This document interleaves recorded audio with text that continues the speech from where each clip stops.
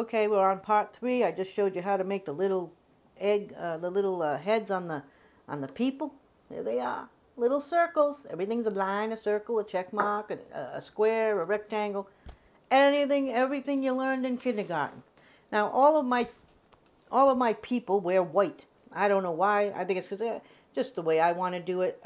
It stands out really well on the egg, and they look, like they just stand out better on the egg. I mean, sometimes they might blend in a little with the sheep, but not when you really look at it. You can really tell what they are.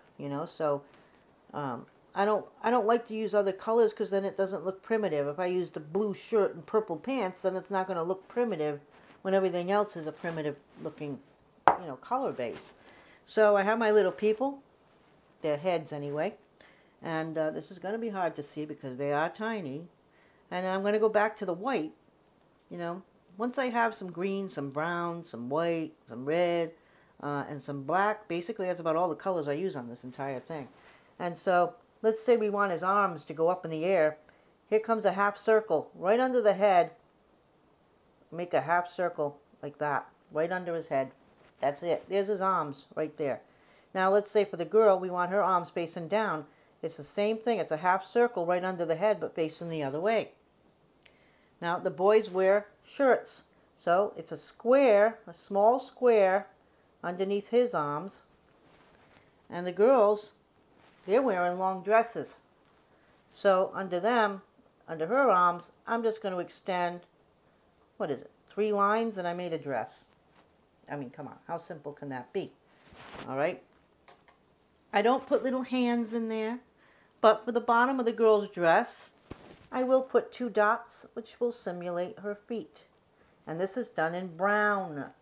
Okay, and for the boy, here comes another half circle, and that half circle is going to make his legs.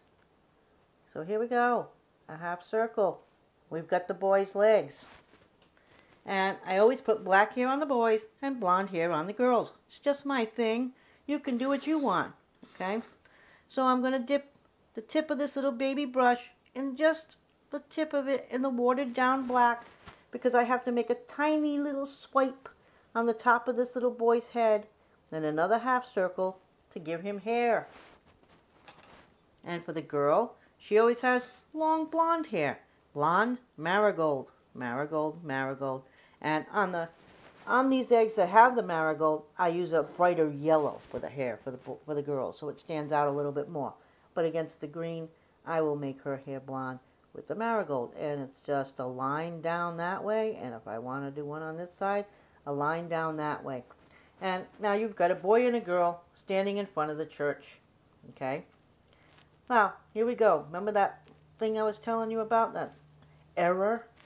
Because I had painted this egg before it was even dry. I have no patience. I want to see things. I want to see instantaneous results. So I didn't wait before I went to go do the shading in up here. And I had too much water on my brush. And it took away the base color of the egg. So Pasha, I say. We're going to make a sheep to cover that up. That's the thing about primitive painting, is it doesn't have to be perfect. Okay? I'll say that a million times while I'm making this video. And I'm going to make 2 sheep so you can see how they're done.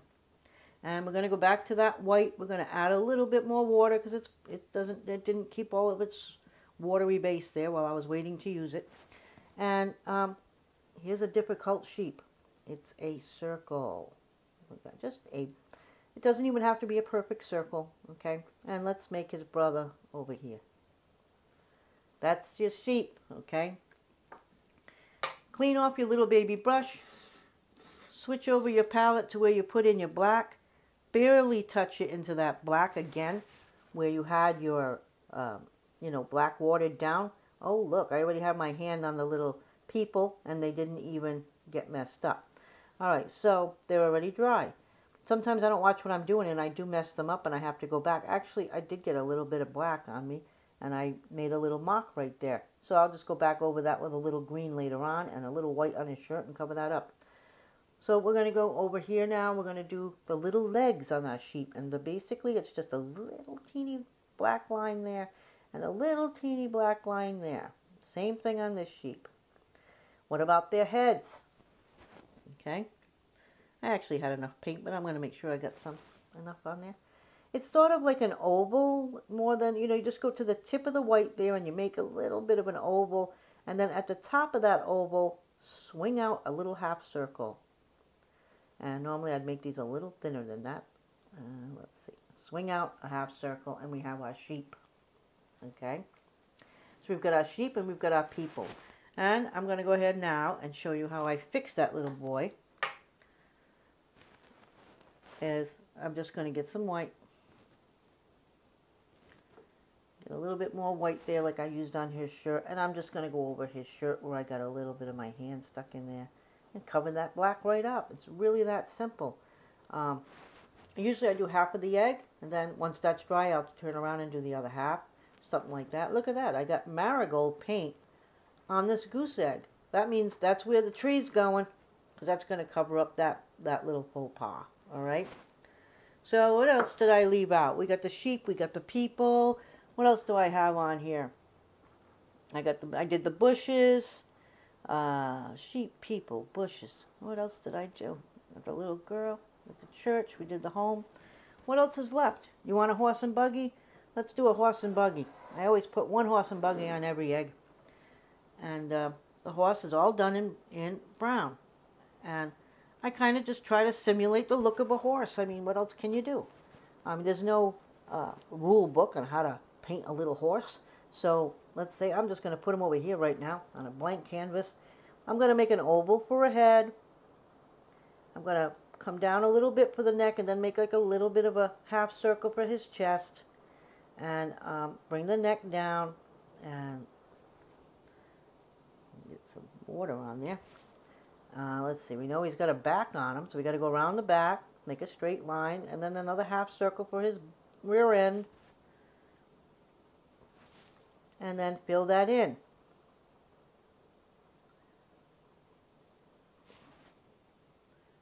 On the top of that little oval, I'll put a little bit of a line so it looks like his ears. Maybe 2 little lines together or so. And then for his legs, what I'll make is a crooked line here to make it look like he's stepping out. And then this other one, usually I'll just make it straight or maybe a slight crooked to it. This back leg will be crooked too. And then the hind leg I'll just come down a little bit with that hind leg, make it look like a little bit of a something going on there, like his the muscle part of his leg here. And then I'll make a little bit muscle part on top of that leg too. He looks a little weird, a little fat. There's no muscle on the front leg. Let's put a little there. His nose could probably be a little longer, so let's make it a little longer to give him more of a horsey look. And that's it. I'm not going to do nothing else to him yet because now I'm going to add in the buggy while I'm here. And for the buggy, first thing I do is make 2 circles side by side. Yeah, now we have any paint on there. Now I got too much paint. Okay, hold on. You gotta, make sure that brush looks like it's barely got any paint on it. Where do I have you? I have you here yet? Okay, there you are. And my hand is twisted. This is very difficult painting like this, but I'm trying to do the best I can for you. Now, on the inside of those circles, I'm just going to make crosses. I got too much paint on this brush, but on this one, I'll just do crosses. Normally, I would do another cross in the middle, but because I have so much paint, it looks fine the way it is. So let me fix this paint here. I got to thin it out a little bit.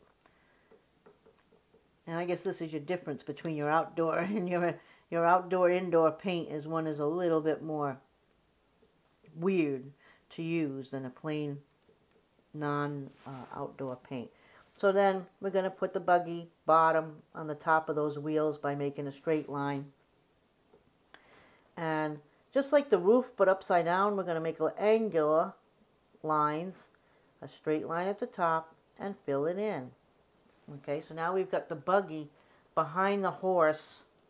And so we need to put some hay back there.